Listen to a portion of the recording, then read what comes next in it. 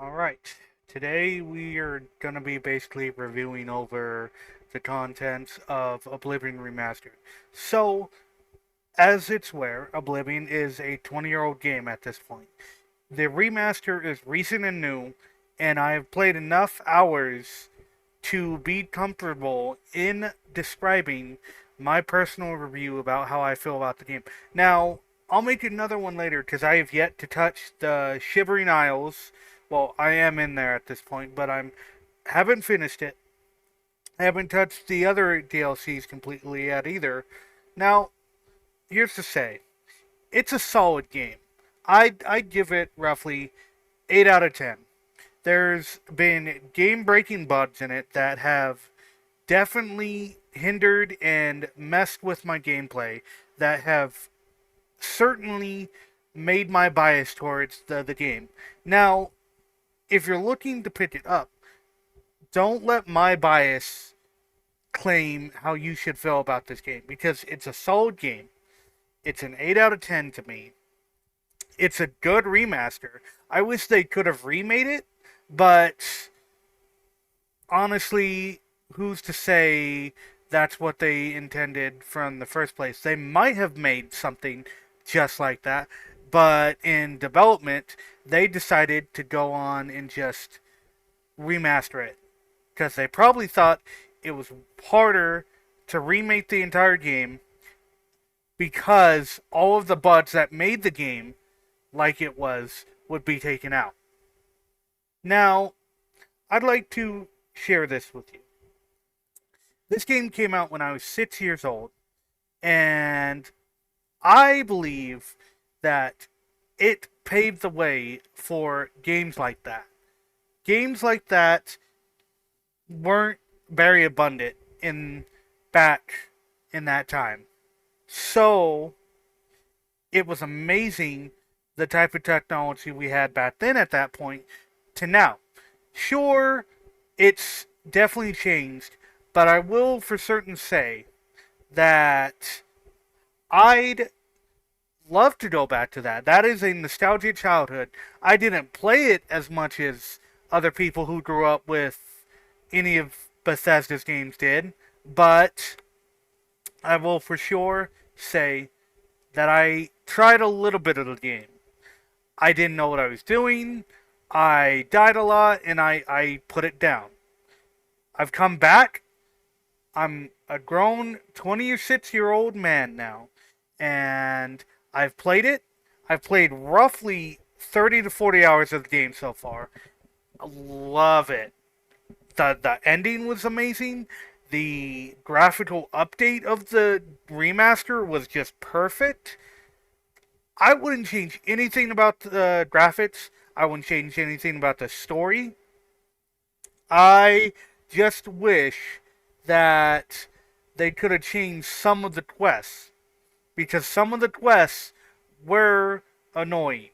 I had to escort for two actual hours in real life. I had to escort an NPC and walk with them.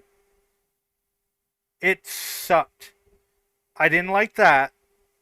I'd like that we would have less of that, but going past that, the plot of the story was really good.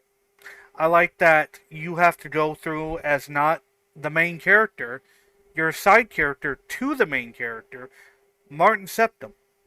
And it's been 20 years. I can spoil the game. So, a Daedra god decided that he wants to take over Nirn, which he believes is his right to conquer that entire realm, which it's not. So we have to go and we have to stop Mythic Dawn from bringing him through. But, oh no, at the very end of the game, he does come through anyway. And then Martin sacrifices himself to become the avatar of Akatosh. And they have this epic fight. And it just goes and goes. And it was the greatest thing that I had ever seen to be remastered. Hands down. It was perfect. I hope this game wins Game of the Year. I really do. Although I have a feeling because it's a remaster, that's out of the qualification for it being qualified to be Game of the Year, which really sucks, and it's sad that that's the case, but unfortunately, that's just how games work like that. And I really wish they didn't, but they do, and this is where we stand. Now, the reasons why I don't like some of the bugs that I had to experience in the game, some of them were solid. Some of them were really good and funny bugs that I loved, that got the flair of what made Oblivion Oblivion. But the ones I didn't like were ones where I soft locked the game and I had to go and make us like transfer a file through my computer's version of the game back to the console, which disabled the achievements. So that really ruined my mood, and that's why I definitely gave it an 8 out of 10. It would have gotten a solid 10 out of 10 for the story, the graphics, and the gameplay. But due to the bad bugs, it soured my experience on it. So that is the ultimate score I will forever give that game. The gameplay, the graphics, the story, completely amazing. Wouldn't would not change it. And it was solid that I got to see for the prologue that they had a whole new animation of rather seeing Emperor Septim fly into the air when he's cut. He is completely throttled and gutted in the neck, which was insane.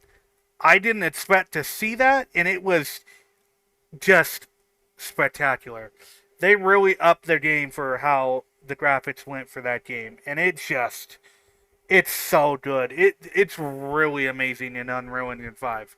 We are paving the way for Unreal Engine 5 games, and that is just so crazy to me. I can't believe it. I can't. And that's why I think that you should go and get you Oblivion Remastered. It's a good game. It's hours of fun. The DLCs I haven't finished yet, which is why I will come back to talk more about the DLCs. But so far, they're really good. And I did the first little quarter of the DLCs on stream. I did it on stream. No commentary, unfortunately. But I did it. Love it. Just love it. Get you this game. It is free on Xbox Game Pass.